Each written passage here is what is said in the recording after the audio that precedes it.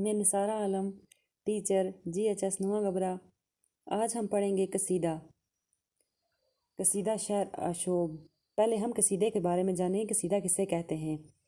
اسلام میں قصیدہ نظم کی وہ صنف ہے جس میں کسی کی تعریفیں کی جائیں۔ غزل کی طرح قصیدے کے پہلے شعر کے دونوں مصرے ہم قافیہ ہوتے ہیں، اسے مطلع کہتے ہیں۔ قصیدے کے باقی شعروں کے صرف دوسرے مصرے ہم قافیہ ہوتے ہیں۔ کبھی کبھی قصیدے میں ایک سے زیادہ مطلع ہوتے ہیں۔ قصیدے میں شعروں کی تعداد مقرر نہیں ہے۔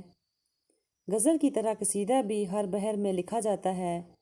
قصیدے میں عام طور پر مد، حالات اور کیفیات وغیرہ کا بیان ہوتا ہے۔ قصیدے کے اجزائے ترکیبی: نمبر 1، تمہید یا تشبیب۔ اصل موضوع شروع کرنے سے پہلے جو شعر کہے جاتے ہیں وہ قصیدے کی تمہید یا تشبیب کہلاتے ہیں۔ دوسرا، گریز۔ تمہید کے بعد جو شعر اصل موضوع سے متعلق شروع کیے جائیں وہ گریز کہلاتے ہیں۔ تیسرا، مدح یا مذمت۔ یہ قصیدے کا اصل موضوع ہے، اس میں مبالغہ سے کام لیا جاتا ہے۔ چوتھا، مقطع یا خاتمہ بر دعا۔ جس شخص کے بارے میں قصیدہ لکھا گیا ہو، مقطع میں اس کے لیے دعا کی جاتی ہے۔ اس میں شاعر انعام کا طالب ہوتا ہے اور یہ قصیدے کا آخری جز ہے۔ اردو میں قصیدہ نگاری۔ اردو قصیدہ نگاری میں محمد رفیع سودا اور عبدالرحیم ذوق سب سے بلند مرتبہ شاعر تسلیم کیے جاتے ہیں۔ ان کے علاوہ جن شعراء نے اردو میں قصیدے لکھے ہیں ان میں چند مشہور نام یہ ہیں: انشا، مومن، محسن امیر اور عزیز لکھنوی وغیرہ شامل ہیں۔ اب ہم پڑھیں گے قصیدہ شعر آشوب۔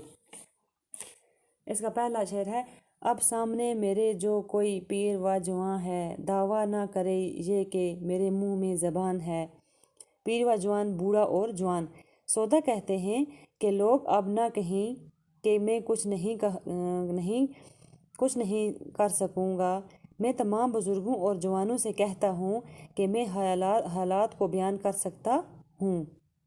دوسرا، میں حضرت سودا کو سنا بولتے یارو، اللہ رہے کیا نظم بیاں ہے۔ اللہ رہے کلمہ، تعریف، نظم بیان کی ترتیب۔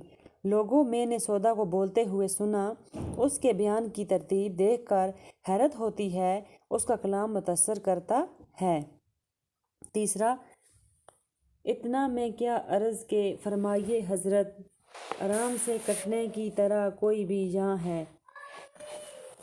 تیسرا آ گیا: میں نے سودا سے پوچھا، کیا دنیا میں کوئی ایسا شخص ہے جس کی زندگی آرام سے گزرتی ہو؟ کیا ایسی زندگی گزارنے کا کوئی وسیلہ ہے؟ چوتھا، سن کر یہ لگے کہنے کہ خاموش ہی رہ جا، اس امر میں قاصر تو فرشتے کی زبان ہے۔ امر بات، قاصر بس۔ سودا نے جواب دیا، خاموش رہنا بہتر ہے، اس سوال کا جواب فرشتے بھی نہیں دے سکتے۔ پانچواں، کیا میں بتاؤں کہ زمانے میں کئی شکل ہے، وجہ معاش اپنی سو جس کا یہ بیاں ہے۔ کیا بتاؤں دنیا میں ہر ایک شخص روزی روٹی کی فکر میں ہے۔ اگلا، گھوڑا لے اگر نوکری کرتے ہیں کسو کی، تنخواہ کا پھر عالم بالا پہ مکان ہے۔ اگر کوئی کسی کی نوکری کرتا ہے تو اسے تنخواہ نہیں ملتی، اس زمانے میں گھوڑے بان بھی پریشان نہیں۔ گزرے ہے صدا یوں الف و دانہ کی خاطر، شمشیر جو گھر میں تو سپر بینے کے ہاں ہے۔ الف کہتے ہیں گھاس، دانہ غذا، سپر ڈھال۔ لوگ ہمیشہ دانہ پانے کے لیے اس طرح گزرے ہیں کہ شمشیر گھر پر اور ڈھال بننے کی دکان پر چھوڑ آئے ہیں۔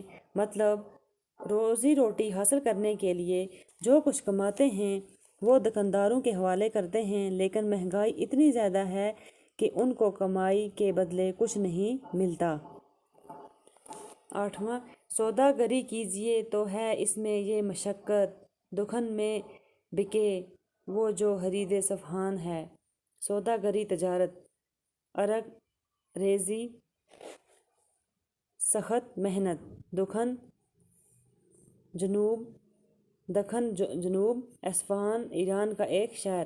سوداگروں کا بھی مشکلات کا سامنا ہے، ان کو ایران کے مشہور شہر اصفہان سے مال حریر کا لانا پڑتا ہے اور جنوب میں بیچنا پڑتا ہے، سخت محنت کرنی پڑتی ہے۔